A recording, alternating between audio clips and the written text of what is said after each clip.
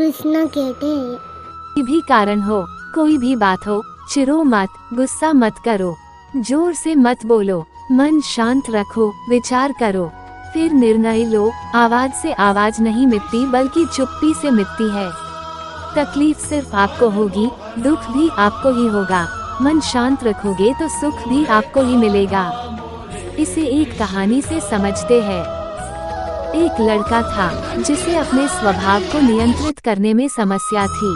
जब भी वो क्रोधित होता था तब उसके दिमाग में जो भी आए वो बोल देता था। उसके इस स्वभाव के कारण कई लोगों को चोट पहुंचती थी। उसके घर वाले भी इस स्वभाव के कारण काफी परेशान थे। उसके पिता को अब उसकी चिंता होने लगी थी और उन्होंने ठान लिया था कि मैं अपने बेटे का ये स्वभाव बदल के ही रहूंगा। एक दिन पिता ने अपने बेटे को कील और हथौड़े का एक थैला दिया और कहा, हर बार जब भी तुम क्रोधित हो तब एक कील को लेना और हमारे घर के पीछे जो दीवार है उस पर लगा देना। बेटे के अपने पिता की बात मान ली और कहा, अच्छा पापा ठीक है, मैं वैसा ही करूँगा। कुछ ही दिनों में तो बेटे ने इतनी सारी कील लगा दी कि आधा थैला खत्म भी हो गया। अब कील की संख्या धीरे धीरे कम हो रही थी और साथ में ही उसका क्रोध भी नियंत्रण में आ रहा था। एक दिन ऐसा आया कि उसका क्रोध संपूर्ण नियंत्रण में आ गया था। उसने अपने पिताजी को बताया कि पापा अब मेरा स्वभाव बदल गया है और अब मैं अपने क्रोध में नियंत्रण ला सकता हूँ। उसके पिता ने उसको हर दिन एक कील निकालने को कहा और कहा कि अपना आपा न खोए।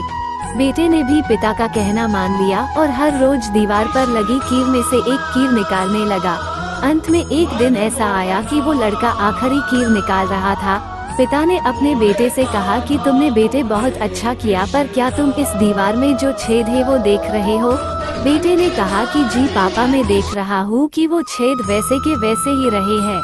पिता ने बेटे को समझाते हुए कहा कि इसी तरह जब भी तुम क्रोध में आकर लोगों को कुछ भी बोल देते हो तब उस व्यक्ति के दिमाग में एक निशान छोड़ देते हो, जैसे कि कील के कारण इस दीवार पर निशान है वैसा ही।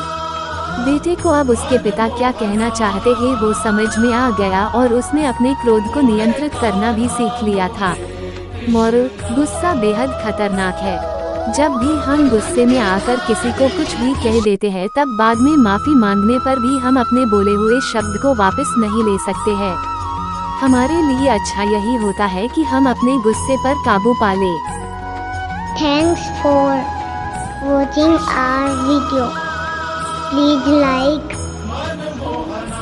share and subscribe.